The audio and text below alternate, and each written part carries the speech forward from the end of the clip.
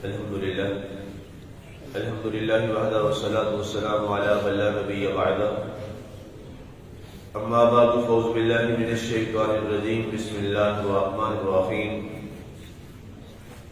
وأن المساجد لله فلا تدعوا مع الله أحدا. اور بے شک مسجدیں ساری اللہ کے لیے ہیں، تو اللہ کے ساتھ کسی ایک کی بھی عبادت نہ کرو. آج ہماری سورہ الجن کی آیت مبارکہ نمبر 18 کی تلاوت اور ترجمہ کا شرف نصیب ہوا.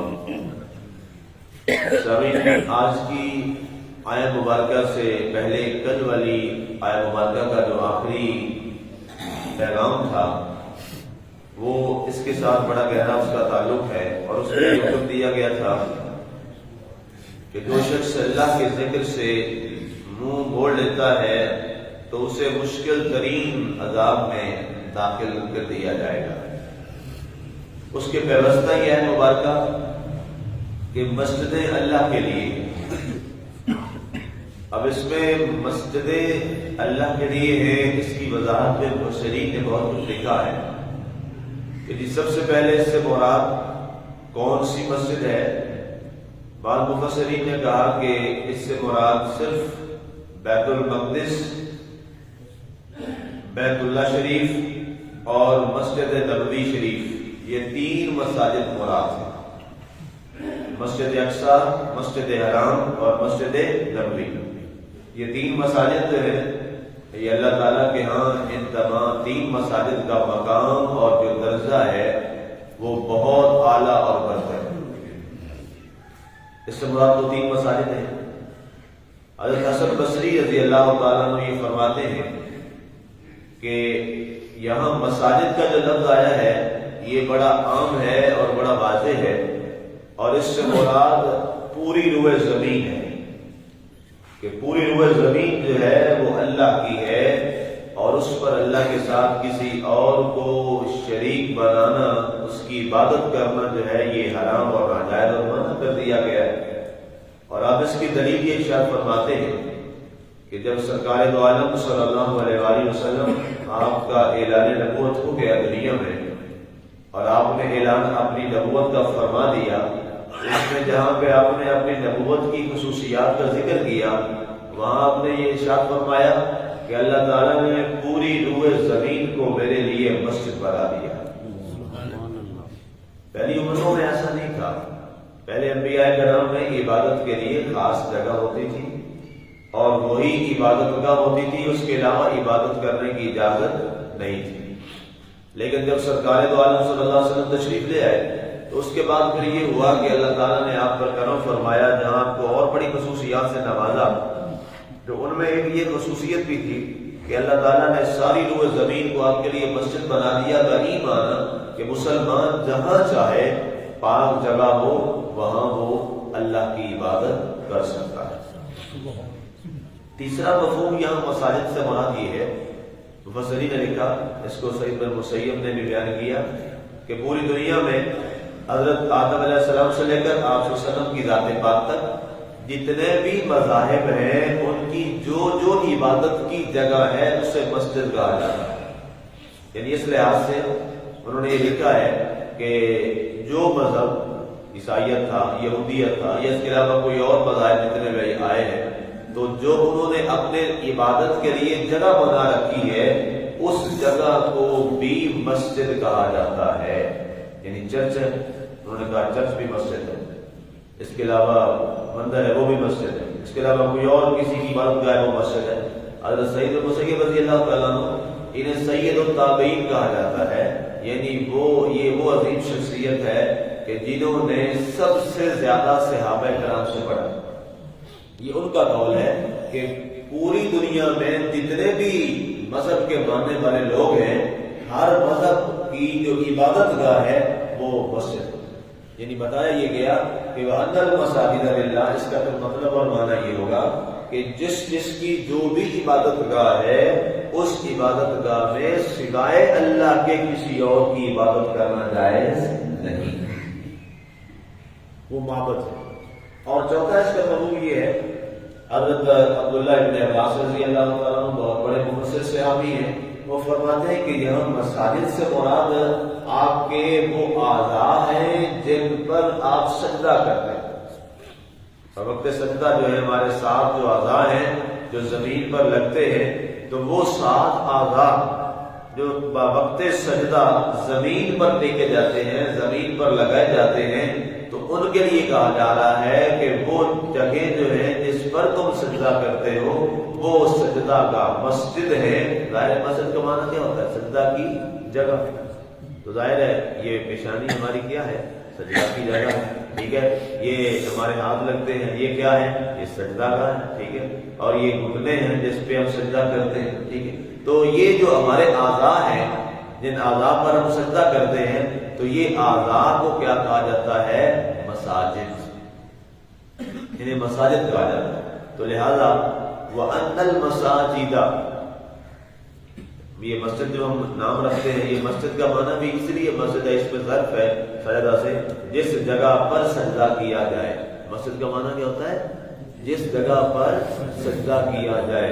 اگر آپ نے گھر میں ایک بیت المسجد بھی ہوتی ہے جہاں عورتوں کو اعتکاف بیٹھنے کا حکم ہوتا ہے، کہ گھر میں آپ نے کوئی ایک جگہ مخصوص کی ہوتی ہے کہ جہاں آپ نماز پڑھتے ہیں، گھر میں ہوتی ہے لوگوں نے جگہ مخصوص کی کہ یہاں پہ نماز پڑھ لیا کریں، ٹھیک ہے۔